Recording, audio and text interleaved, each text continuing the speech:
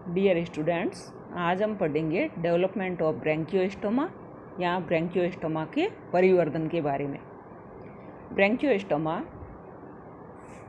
Phylum cephalochordata का सदस्य है और यह समुद्री जल में रेत में धंसा हुआ रहता है, जैसा कि इस डायग्राम में दिखाया गया है। इसके अंडे सूक्ष्म पीतकी और समपीतकी होते हैं और इसमें बाहर की तरफ प्लाज्मा मेम्ब्रेन होती है और उसके बाहर की तरफ एक पतली विटेलाइन कला उपस्थित होती है जो कि म्यूकोपॉलीसेकेराइड की बनी हुई होती है।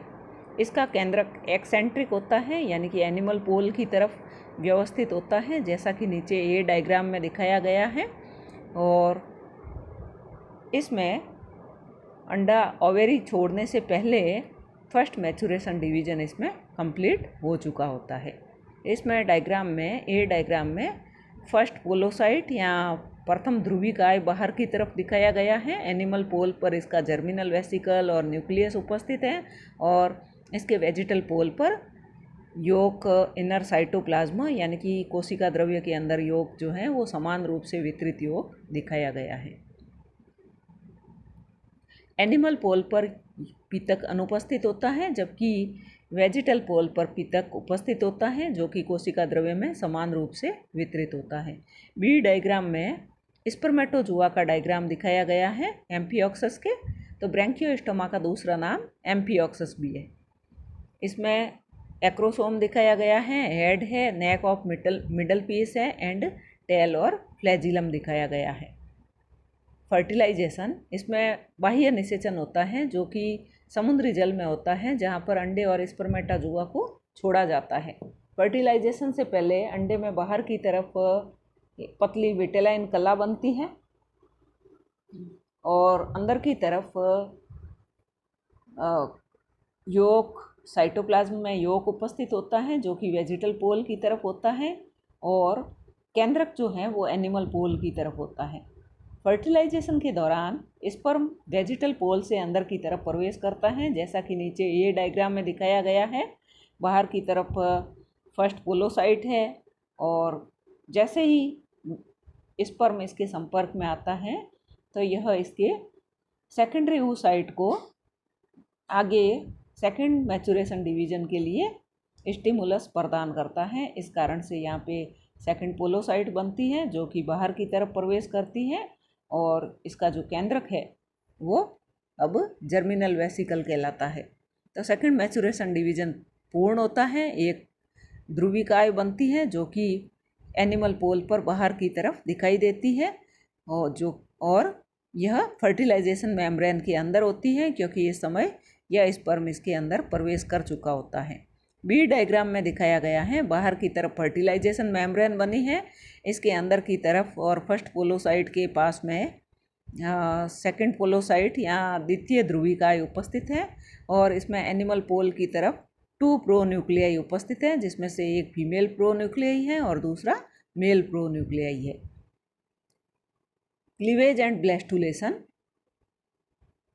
इसमें विदलन पूर्ण भंजी विदलन होता है, होलोब्लास्टिक क्लीवेज होता है और यह भी इक्वल होलोब्लास्टिक होता है, समान पूर्ण भंजी विदलन होता है।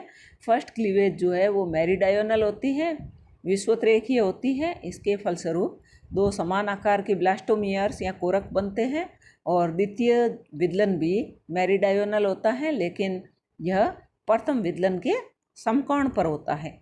तो जो 2 ब्लास्टोमियर्स बने थे वो समान आकार के 4 ब्लास्टोमियर्स में कन्वर्ट हो जाते हैं। तीसरा विदलन जो है विभाजन, यह हॉरिजॉन्टल होता है, क्षैतिज होता है और यह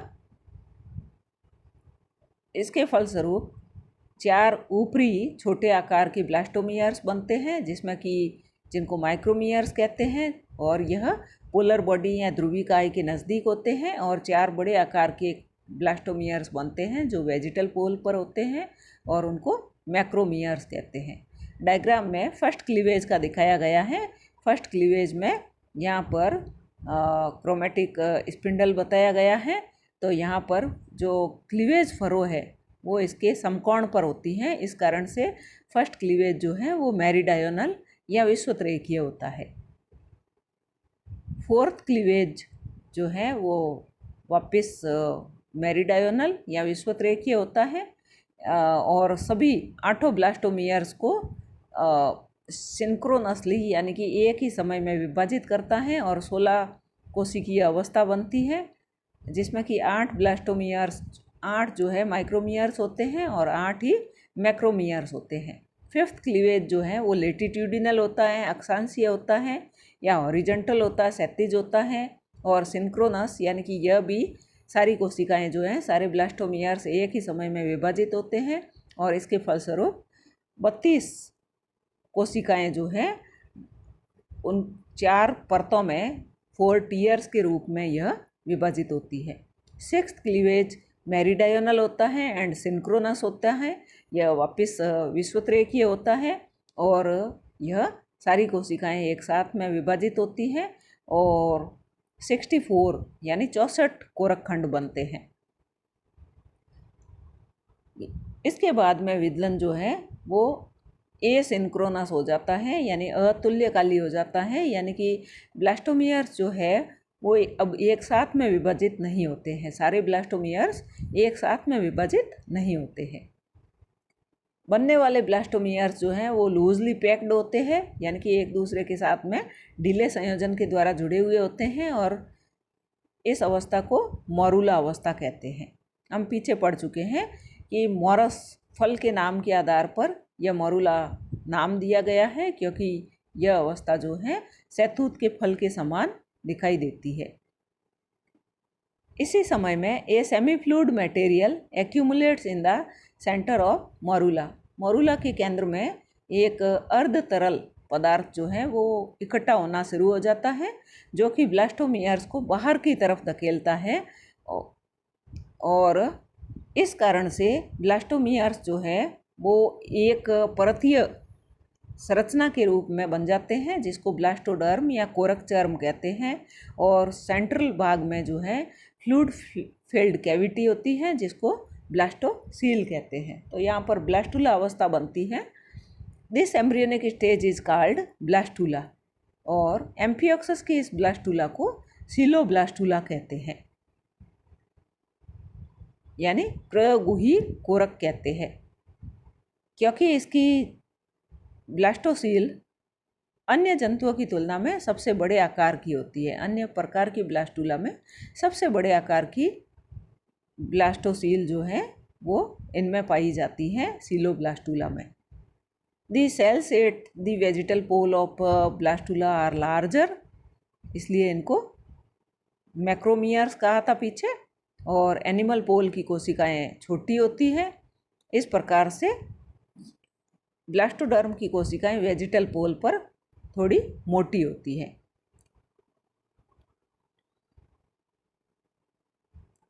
जैसा कि यहाँ डायग्राम में दिखाया गया है, जाइगोट है, जाइगोट के बाद में 8 सेल्ड स्टेज है। यहाँ पर 8 सेल्ड स्टेज में ऊपर वाली माइक्रोमियर्स है, नीचे वाली मैक्रोमियर्स है।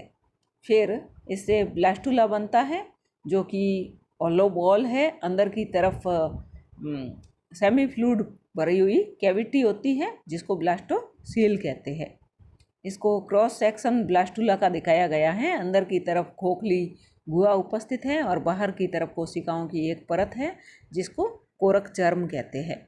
फिर इसमें वेजिटल पोल की बड़े आकार की कोशिकाएं अंदर की तरफ जो है जाना शुरू होती है। इस प्रक्रिया को इन्वेजिनेशन कहते हैं या अंतर्वलन कहते हैं। ये अंदर की तरफ और दोहरी कपनुमा संरचना का निर्माण करती है। सबसे बाहर वाली कोशिकाएं एक्टोडर्म का निर्माण करती हैं, बीच वाली कोशिकाएं मेसोडर्म का निर्माण करती हैं और बाहर की तरफ एक छिद्र की सहायता से खुलती हैं अंदर वाली कैविटी जिसको ब्लास्टोपोर कहते हैं। अब अंदर एक नई गुहा बन गई है, इस गुहा को आर्केंट्रॉन कहते हैं। गैस्ट्रुलेशन, एम्फियोक्सस में गैस्ट्रुलेशन जो है 800 कोशिकीय अवस्था का जब भ्रूण होता है तब शुरू होता है, यानी कि 9th और 10th क्लीवेज के बीच में शुरू होता है।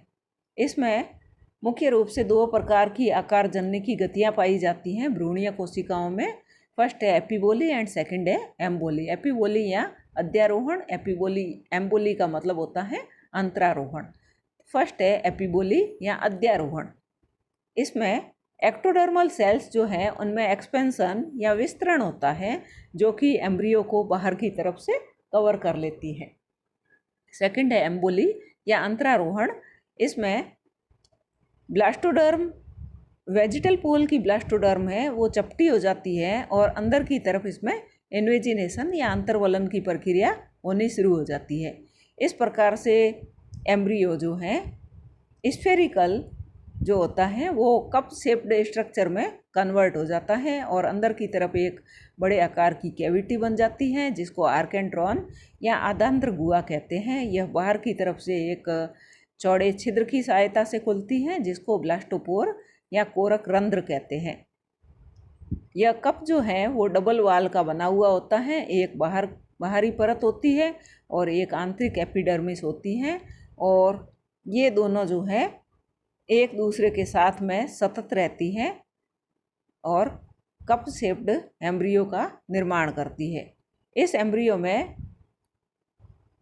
मीजोडर्म जो है वो ब्लास्टोपोर के अधर ओष्ठ की तरफ होती है और नोटोकॉर्ड जो है वह ब्लास्टोपोर के डोर्सल लेप या पृष्ठ ओष्ठ की तरफ उपस्थित होती है।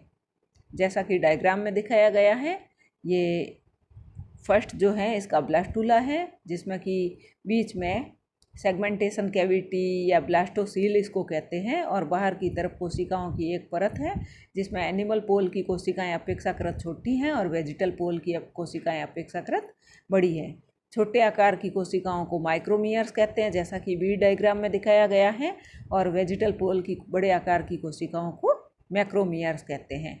सी और डी में वेजिटल पोल की जो मैक्रोमियर्स है, इनमें इन्वेजिनेशन की प्रक्रिया, अंतर्वलन की प्रक्रिया दिखाई गई है। तो इस प्रकार से अंतर्वलन होने के कारण यहाँ पर जो ब्लास्टूला है वो कप शेप्ड स्ट्रक्चर में कन्वर्ट हो जाता है। As the endodermal plates move inward, dorsal notochordal cells involute move inward along with the endoderm. तो एंडोडर्म बनाने वाली कोशिकाएं, मीजोडर्म बनाने वाली कोशिकाएं और नोटोकॉर्ड बनाने वाली कोशिकाएं जो हैं, ये सारी की सारी कोशिकाएं अंदर की तरफ प्रवेश करना शुरू करती है। और ये सारी कोशिकाओं में से नोटोकॉर्ड की कोशिकाएं जो है वो न्यूरल एक्टोडर्म के नीचे जाकर के इकट्ठी हो जाती है। तो इस प्रकार से मीजोडर्म जो कि ब्लास्टोपोर के अधर ओष्ठ में उपस्थित थी, अब अंदर की तरफ प्रवेश करती है और अंदर प्रवेश करके यह साइडों में या पार्श्व दिशा में जाना शुरू करती है। तो यह एम्ब्रियो की डोर्सल साइड में उसके पृष्ठ भाग की तरफ यह पार्श्व में प्रवेश करना शुरू करती है और जो प्रिजम्पटिव नोटोकॉर्ड है, जो आगे बनने वाला संभावी नोटोकॉर्ड है, उसके दोनों तरफ ये इकट्ठी होना शुरू होती है। अब भ्रूण जो है अग्रपश्च दिशा में लंबा होना शुरू हो जाता है और इसमें सारी कोशिकाएं जो हैं वो अपना अपना स्थान लेना शुरू कर देती है। ब्लास्टोपोर धीरे धीरे संकरा हो जाता है due to constriction of the rim of blastopore. Blastopore की जो रिम है उसके संकुचित होने के कारण ब्लास्टोपोर आकार में छोटा होना शुरू हो जाता है। ब्लास्टोपोर आगे चल करके एक अंदर की तरफ नई कैविटी बनती है जिसको आर्केंट्रॉन कहते हैं, और ब्लास्टोपोर जो है अल्टीमेटली एनस का निर्माण करता है, क्योंकि ये एनिमल ड्यूटेरोस्टोमिया होते हैं, पश्चमुखीय जंतु होते हैं। इसमें गैस्ट्रुला का दिखाया गया है कि गैस्ट्रुला से किस प्रकार से ब्लास्टूला से गैस्ट्रुला का निर्माण होता है। बाहर की तरफ एक्टोडर्म है, अंदर की तरफ मीजोडर्म है, और यह फ्यूचर पोस्टीरियर डोर्सल रीजन है। इसमें अंदर की तरफ नई कैविटी बन गई है जिसको आर्केंट्रॉन कहते हैं। यह बाहर की तरफ ब्लास्टोपोर से खुली हुई है और फ्यूचर पोस्टीरियर डोर्सल रीजन दिखाया गया है। फैट मैप ऑफ एम्फियोक्सस या ब्रैंकियोस्टोमा, जैसा कि मैंने पीछे बताया था, ब्रैंकियोस्टोमा को एम्फियोक्सस भी कहते हैं। तो इसका संभावी आरेख इसके संभावी आरेख जो है इसको अर्लियर स्टेज में बहुत ही आसानी से ट्रेस किया जा सकता है, देखा जा सकता है। इसमें भविष्य में एंडोडर्मल कोशिकाएं जो बनानी है वो वेजिटल पोल पर स्थित होती है और ये आइपोब्लास्ट का निर्माण करती हैं। ब्लास्टुला में आइपोब्लास्ट का निर्माण इनके द्वारा किया जाता है। एनिमल पोल पर जो उपस्थित कोशिकाएं हैं वो प्रिजम्पटिव एक्टोडर्मल सेल्स होती हैं, संभावी एक्टोडर्म कोशिकाएं होती हैं। और वेंट्रल ग्रे क्रेसेंट जो है अदर की तरफ जो भूरा क्रेसेंट युक्त भाग है, नवेंद्रु युक्त भाग है,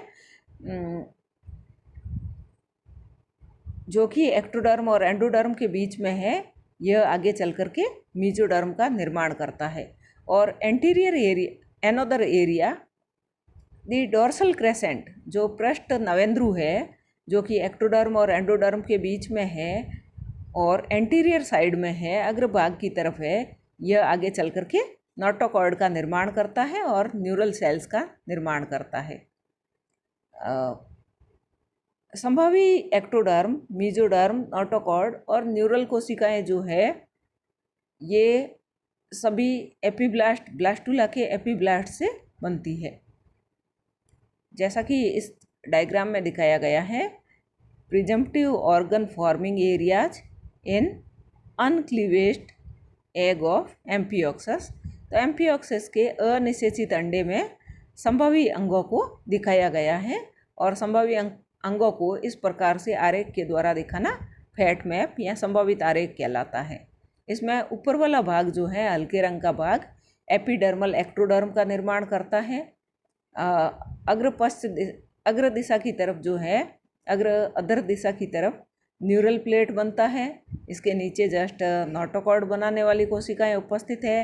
नीचे की तरफ गहरे रंग का भाग जो है यह एंडोडर्म फॉर्मेशन करता है और पश्च अधर दिशा में मीजोडर्म बनाने वाला भाग उपस्थित है।